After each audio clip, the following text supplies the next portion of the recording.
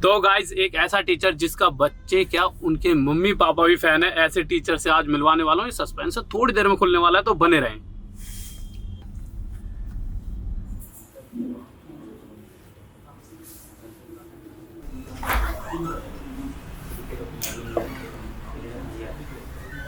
अरे ऋषभ सर, वाह! अरे वाह, सरप्राइज सर जी, क्या बात है। अरे सरप्राइज एकदम। आप लोग पता था आने का सर का? अरे ये सरप्राइज मेरे को ठीक से बताया नहीं। वाह वाह, आओ ना बैठते सर। आइए वाह, आते हैं हम।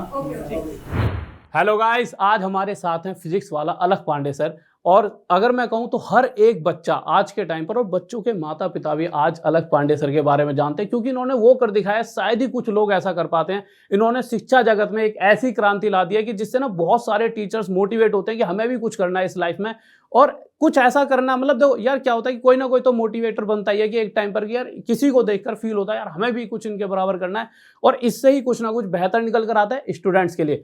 तो गाइज वैसे मुझे बताने की जरूरत भी नहीं है कि सर का नाम अलख पांडे है, क्योंकि अपने आप में ना ये बहुत बड़ी हस्ती हैं। तो अरे सर, सबसे पहले बहुत बहुत धन्यवाद। ऐसे इंट्रोडक्शन का काफ़ी खतरनाक था। तो सर बहुत बड़ी हस्ती तो नहीं, हाँ बच्चों के बीच में रहते हैं हम लोग, बच्चों के लिए काम करते हैं। और जो आपने बोला कि बहुत से लोग मोटिवेट होते हैं, तो आई थिंक मेरे लिए तो ये बहुत ही सौभाग्य की बात है कि मुझे देख के अगर एक इंसान भी मोटिवेट होता है और शिक्षा जगत में ऐसा कुछ करता है, तो मेरे लिए तो बहुत ही मतलब ये कमाल की बात है। और मुझे लगता है ये मेरे अकेले का काम नहीं है। अब आपसे सर, आपने भी काफ़ी क्रांति ला रखी है एजुकेशन के अंदर, तो हम सब ने मिलकर किया है सर। ये मैं अकेला नहीं हूँ, कोई इंडिविजुअल नहीं हूँ। मैं हमेशा कहता हूँ कि एक समय ऐसा आएगा ना अलख पांडे का नाम रहेगा ना फिजिक्स वाला का नाम रहेगा, बट भारत का हर बच्चा शिक्षित हो जाए। ये मिशन अगर हम सबका रहे तो मुझे लगता है इसकी तरफ हम सबको देखना चाहिए। सर बहुत सही, मतलब सही बात कही सर आपने। और सर एक छोटी सी चीज़ बताना चाहूँगा। आज सुबह सुबह जब मैं यहाँ पे आ रहा था तो हुआ क्या बच्चों, जैसे ही मतलब मेरी छोटी सिस्टर है, मैंने उससे कहा कि मैं जा रहा हूँ, मैं मतलब अलख पांडे सर से मिलने जा रहा हूँ। तो उसने सीधा शॉक हो गई, वो कह रही अलख पांडे सर फिजिक्स वाला वाले? मैंने कहा हाँ। तो एकदम इतनी एक्साइटेड, मतलब जो मतलब बच्चों के अंदर आपका क्रेज़ है ना सर, वो तारीफ़ काबिल है कि आपने एक तरह से कुछ बच्चे, जैसे कि मुझे ऐसा लगता है कि कोरोना टाइम पे जिन्होंने पढ़ाई भी छोड़ दी होगी वो भी पढ़ने लग गए कि यार चलो पढ़ाई स्टार्ट करते हैं। मतलब सर का जो तरीका है, मैंने कुछ आपकी वीडियोस देखी हैं, आपका मैं खुद भी पढ़ाने का फ़ैन हूँ। जो आप पढ़ाते हो ना, जो कनेक्टिविटी, मन दो हमारे को, मतलब आप जो पढ़ा रहे हो उससे मुझे मतलब नहीं है, बट आपकी वीडियोस देख के मन करता है अरे देखते रहते हैं यार, मतलब मज़ा तो आ रहा है यार।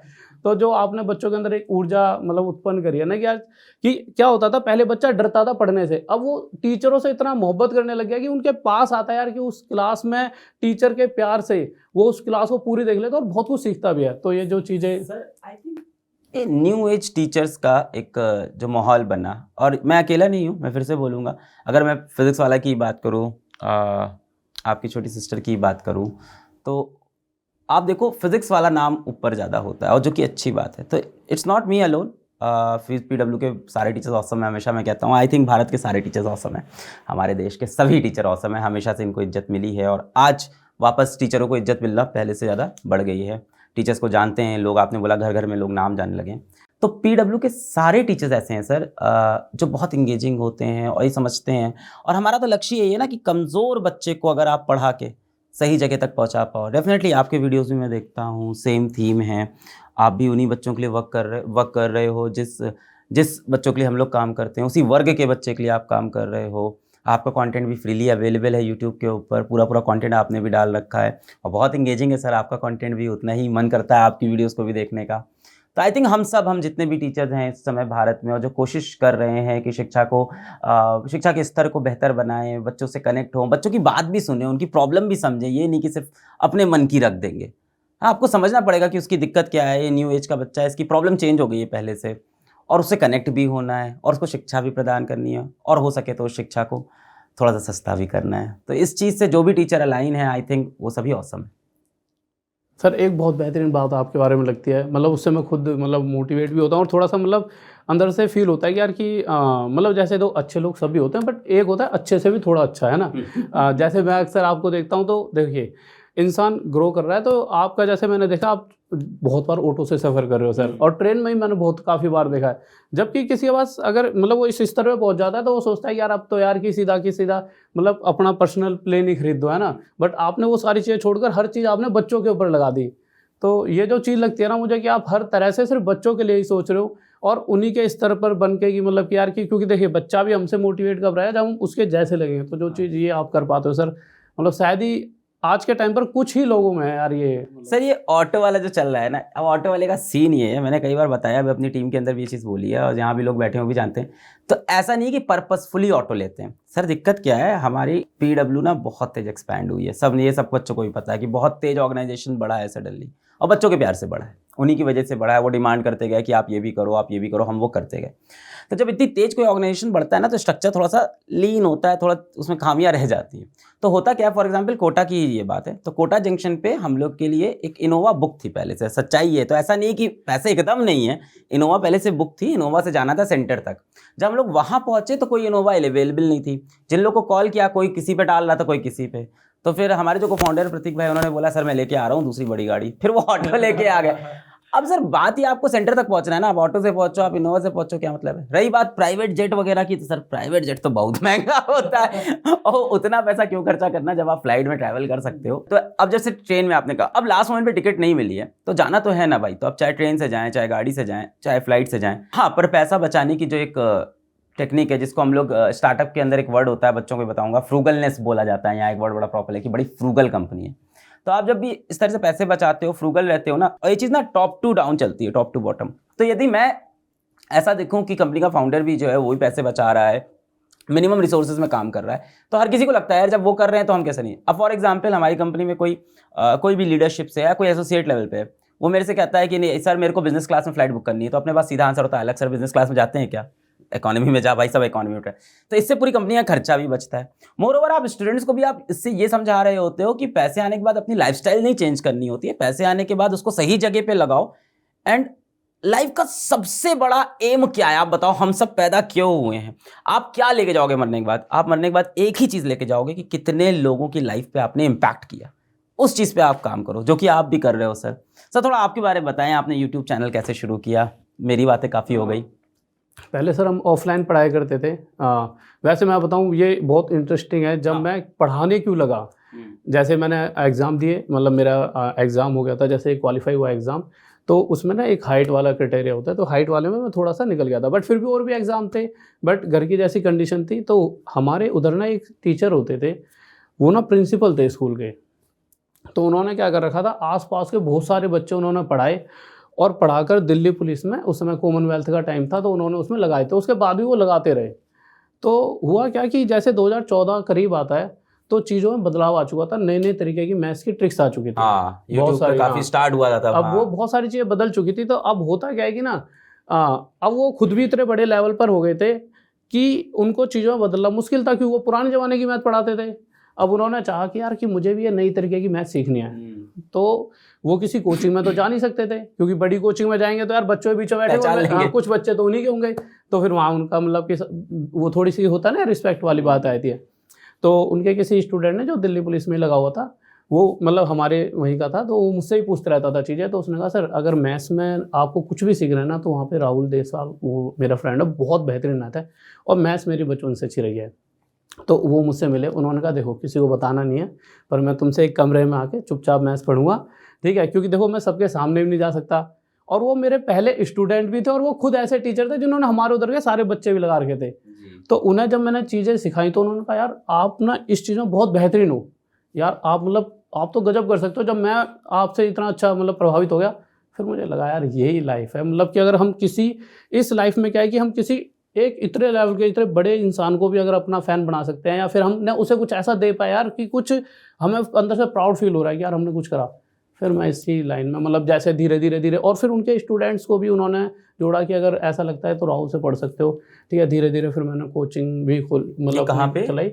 ये तो पहले द्वारका मोड़ है ना दिल्ली में, यहाँ पे करा। फिर उसके बाद धीरे धीरे फिर मैंने यूपी में, अलीगढ़ में पढ़ाया। हज़ार बच्चे मतलब हमारी क्लास में ऑफलाइन बैठे होते थे ये। फिर उसके बाद 2017-18 के बाद फिर बहुत से जितने भी मतलब हम यूट्यूब पर जिनको भी जानते हैं, बड़े बड़े जो संस्थान हैं, मतलब हर जगह में, मतलब मैंने बहुत सारे बच्चों को पढ़ाया, और हमेशा शिद्दत से पढ़ाया, मेहनत से पढ़ाया, 5-5, 6-6 घंटे नॉर्मल। और उसमें अगर मैं अपना बताऊं तो हमारी एक स्टूडेंट है, DSP रैंक बनाई है उनकी त्रिपुरा में, और एक स्टूडेंट है हमारे जो 200 में 200 मैथ्स में लाए CGL में। क्या बात है, 200 में 200 200 में 200 पूरे नंबर। इसी तरह से OSSC में से 100 में से 100।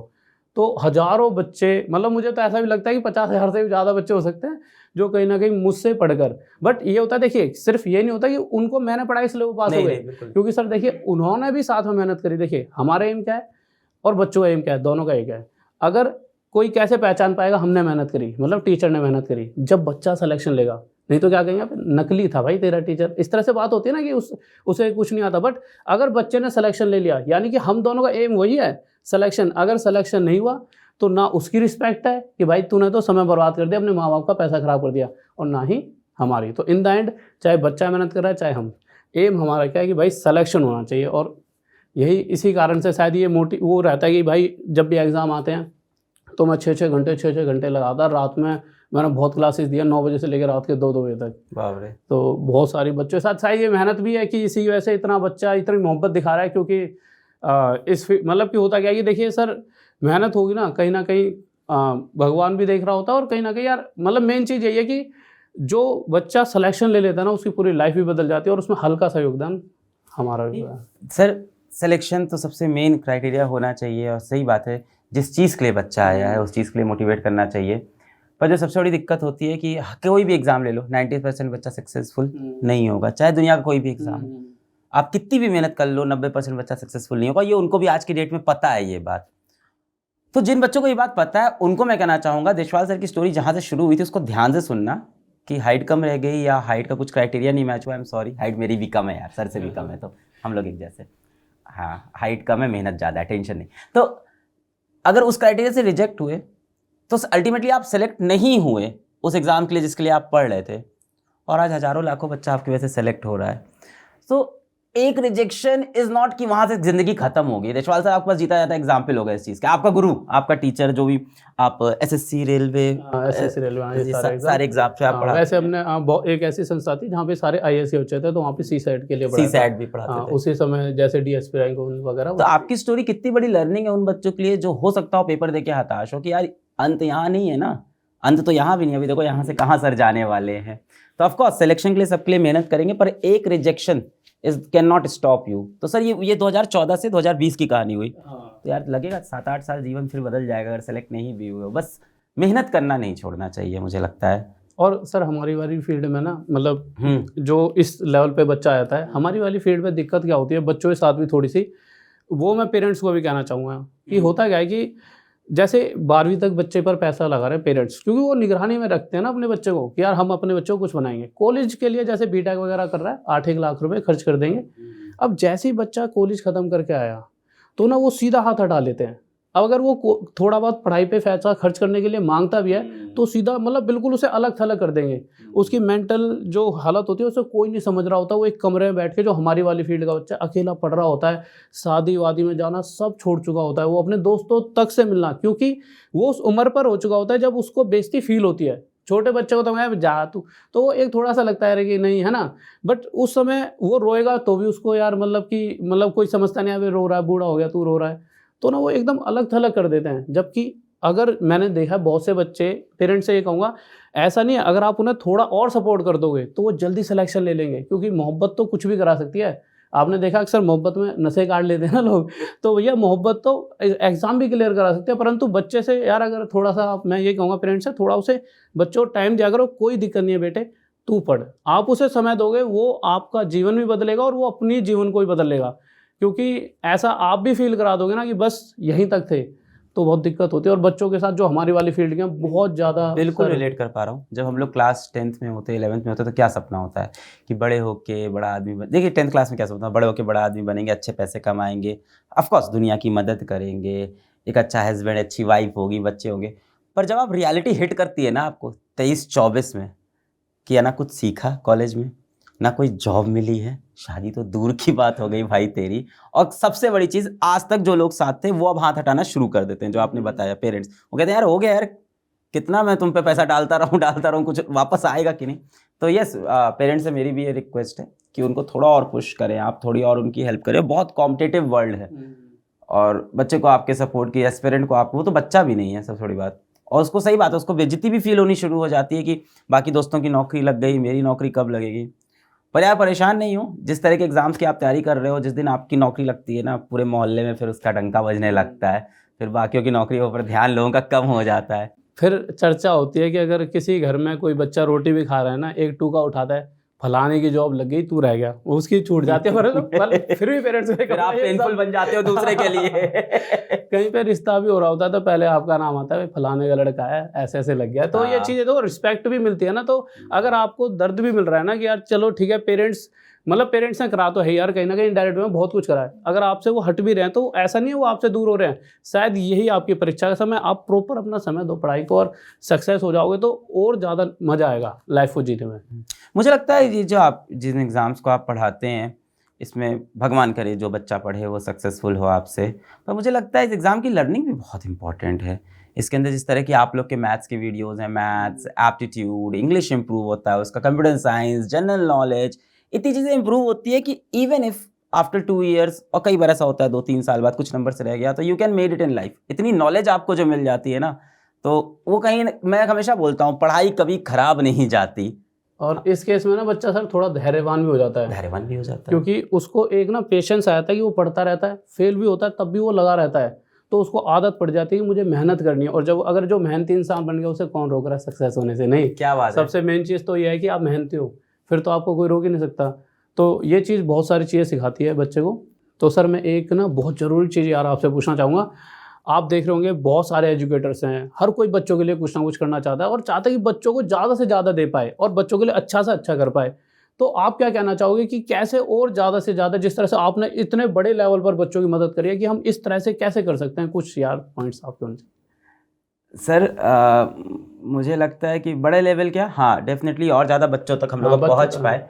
और मुझे लगता है कि मैंने पहले भी बोला कि इट्स अबाउट फिजिक्स वाला, it's about Indian education, it's about sir ना, it's about Indian map on the globe. Education की जब बात हो ना, तो ग्लोब जब घूमे ना तो भारत का मैप दिखना चाहिए कि यहाँ, और यहीं से शिक्षा निकली है। आप हिस्ट्री देखो, Indian education is like very strong, और इसी चीज़ को आगे ले जाना है कि ग्लोब के ऊपर ना कभी ये ना दिखे कि फिजिक्स वाला है या एक्स है या वाई है या जेड है। ग्लोब के ऊपर हम लोग कहीं बाहर जाते हैं दूसरी कंट्री में तो क्या बोलते हैं, हम क्या बोलते हैं कि मैं इंडिया से हूँ, उससे क्या काम करिए, नहीं बता रहा फिजिक्स वाला, मैं एजुकेशन सिस्टम में इंडिया से। अच्छा आप इंडियन एजुकेशन सिस्टम, क्या एजुकेशन सिस्टम है? तो we all represent education here. तो जब पीडब्ल्यू का कल्चर हम लोगों ने ऐसे ही बनाया कि अच्छे लोगों को जोड़ा साथ में और हर किसी को पावर दी जोड़ने के साथ साथ। फॉर एग्जाम्पल हमारे जितने भी पुराने टीचर्स थे, पुराने मतलब जो साथ में शुरुआत से जुड़े, वो आज सारे हमारे एकेडमिक डायरेक्टर्स हैं। तो वो 7 स्ट्रॉन्गेस्ट एकेडमिक डायरेक्टर हमारे पास हैं, जितने भी हमारे टीचर्स जिनका बहुत नाम हुआ। हमारे को फाउंडर हैं प्रतीक भाई, तो ऐसे लोग जो टेक से आते थे वो हमारे साथ आए। उसके बाद लीडरशिप में कई ऐसे लोग आए जो अपनी अपनी फील्ड में बहुत मचा रहे थे, और उन सबको इक्वल रिस्पेक्ट, इक्वल पावर है। आप कभी अभी हम लोग चलेंगे ऑफिस के अंदर, आपको मैं दिखाऊंगा कि ऐसा नहीं है कि हम लोग की चेयर्स अलग से लगी होती है, उनकी चेयर्स अलग से। तो सर एक इंसान नहीं बढ़ा सकता, ये बात आपको समझनी होगी। अगर आप पूछो बच्चों के लिए कैसे इंप्रूव करेंगे, ऑफ कोर्स बच्चों से फीडबैक लेंगे कंटिन्यू, वो आप भी कर रहे हो, कई लोग कर रहे हैं कि बच्चों से हम फीडबैक लेते हैं, उस पर वर्क करते हैं, फिर बच्चा ये सजेशन देता है, उस पर काम करते हैं। पर सर सबसे बड़ी दिक्कत है, इंसान एक है और दिन में घंटे हैं 24, हाथ है 2, तो कैसे करोगे? तो वही बोला जाता है ना, if you have to grow you need more hands. तो सर मैं अपने साथ बहुत सारे हाथ लेके आया और सबको बराबर से इज्जत दी, सबको पावर दी, सबसे प्यार मोहब्बत है। और मैं सबसे बड़ी आपको बड़ी इंटरेस्टिंग चीज़ बताता हूँ कि पीडब्ल्यू के अंदर भी थोड़ी देर पहले आपने देखा भी था कि मैं डिसीजन अकेले नहीं लेता सर। मैं हमेशा पूछता हूँ भाई ये तुम्हारा एरिया, तुम बताओ। और कई बार मेरे डिसीजन गलत होते हैं और मैं उसको एक्सेप्ट करता हूँ, फिर उनके डिसीजन सही होते हैं, सजेशन सही होते हैं। So it's all about team work, कि आपको ऐसे लोग, राइट माइंडसेट वाले लोग जो अलाइंड हो कि बच्चों के लिए काम करना है, जिनके लिए बिजनेस सेकेंडरी हो, सर्विस प्राइमरी हो, ऐसे लोग को ढूंढना, आइडेंटिफाई करना। और जब आप ऐसी टीम बनाते हो तो कई बार ऑफकोर्स ऐसे लोग भी मिल जाएंगे जो अलाइंड नहीं होते हैं, वो फिल्टर हो जाएंगे, 10 में से 1 या 10 में से 2 होंगे। पर अगर आपको ग्रेटर विजन देखना है तो आपको ऐसे लोगों को लगातार ढूंढना होगा हर समय, हर वक्त, जिनसे आप इस चीज़ को स्केल कर पाओ। जैसे वो हैं जैक मा बोलते हैं बड़ा अच्छी चीज़ कि अगर आपको किसी चीज़ को स्केल करना है, आपको कोई बहुत विजनरी कोई चीज़ बनानी, कोई प्रोडक्ट बनाना है, तो you should always find people who are smarter than you and then make sure that they work together peacefully. तो सर मैं तो क्या मतलब 30 साल 31 साल का आदमी, पीडब्ल्यू में एक से एक एक्सपीरियंस लोग हैं, मुझसे कहीं ज़्यादा एक्सपीरियंस लोग, ऐसे लोग को ढूंढ के लाना और फिर ये अश्योर करना जो मेरे से बेटर लोग हैं, डेफिनेटली यहाँ जितने भी लोग प्रेजेंट आपको मिलेंगे सब कहीं ना कहीं मेरे से बेटर, वो आपस में एक साथ सिनर्जी में अच्छे से काम करें। फिर देखो सर तबाही काम होता है बच्चों के लिए। मतलब हाँ, मतलब ये है कि इसका पूरा सार यही निकल के आता है, मतलब एंड कि एक अच्छी टीम जो आपकी तरह सोचे और बच्चों के लिए सोचे। अगर हम एजुकेशन फील्ड में हैं, तो जैसे हर फील्ड का अपना होता है, बट और जो हमारे आपको करेक्ट भी कर दे हाँ कहीं नहीं, क्योंकि हाँ, मैंने स्टार्टिंग में अगर उनको बोल हाँ, रखा है, कभी भी ऐसा आपको लगे कि हम लोग स्टूडेंट्स के लिए कहीं भी कुछ मिस्टेक कर रहे हैं तो यू शुड बी वोकल। तो उस टीम को इतनी पावर देना हमेशा कि वो वोकल हो सके आपके सामने, and it should be more like friend circle, family, ऐसा कल्चर अगर आप बनाते हैं। पीडब्ल्यू के लिए तो यही काम किया सर, और आप ग्राउंड पे रहें एज अ फाउंडर, हमेशा आपको पता हो क्या चल रहा है ज़मीनी हकीकत। तो मुझे लगता है यही सारी चीज़ें होनी चाहिए। सर ये चीज़ है जो आपको सबसे अलग बनाती है। और आप सब भी अगर कोई भी अगर आगे जाके कुछ बड़ा करना चाहता है, बड़ा इन द सेंस कि बच्चों के लिए कुछ ज़्यादा अच्छा करना चाहता है, तो सर से सीखिए कि आपको एक ऐसी टीम चाहिए होगी जो हमेशा ऐसा ही सोचे जैसा आप सोचते हो, मतलब अच्छा। देखिए 2 तरह के लोग होते हैं, एक जो सिर्फ और सिर्फ पैसा सोचते हैं और एक जो बच्चों के लिए अच्छा सोचते हैं। तो देखिए यहाँ फर्स्ट प्रायोरिटी होगी बच्चों के लिए आपको अच्छा सोचना और उन्हें कुछ ना कुछ ऐसा करके दिखाना है कि वो कुछ बन पाएँ फ्यूचर में। और जब अगर आपने एक भी बना दिया तो आपको अपने ऊपर गर्व महसूस होगा, और ये गर्व जो महसूस होता है ना, ये पैसों से ज़्यादा आपको सेटिस्फेक्शन देता है। ये जो पैसे की बात है ना, मुझे लगता है money is secondary and money is a by product. अगर आप जो भी काम कर रहे हो डेडिकेशन से, हम लोग बच्चों की सर्विस कर रहे हैं, पैसा अपने आप फ्लो हुआ। पीडब्ल्यू इज गुड वैल्यूड, यहाँ teachers are getting good salary, the whole company is paid well, company profitable है, the only edtech unicorn that is profitable in this Indian ecosystem. ये सारी चीज़ें तब होती है जब आपका मेन, जैसे बोला जाता है ना, ऐसा काम करो जिस काम के तुमको पैसे ना मिले तब भी तुम वो करते रहो। अगर आपको वो काम मिल जाए, मतलब काम जीवन में वही चुनो जिससे तुमको इतना प्यार हो कि जब पैसा ना मिले तो भी वो काम कर पाओ, तो देखो फिर पैसा अपने आप आता है उस काम के साथ। तो यही एक चीज़ है कि बस यही है कि अपना जो भी लक्ष्य है उस पर बैठे रहो, और अच्छे लोग को जोड़ना बहुत ज़रूरी होता है। तो सर फिर बच्चों यहीं पे विदा लेना चाहेंगे यार, बहुत ज़्यादा मज़ा लगा, मतलब बहुत कुछ सीखने को मिला सर से। तो सर बस यहीं पर सर सीखते तो हम लोग भी आपसे बहुत कुछ है, और हमारी टीम में भी आपके कुछ फ़ैन हैं, तो उनसे मिलेंगे। आपके लिए लंच भी तैयार कर रखा है, कुछ ऐसे लोग हैं जो पहले एसएससी की तैयारी कर रहे थे, अब हम लोग यहाँ काफ़ी बढ़िया काम कर रहे हैं, तो वो भी आपसे मिलना चाहते हैं। आइए ऑफिस चलते हैं, आपको लंच कराते हैं। बहुत अच्छा लगा आपसे मिलकर सर।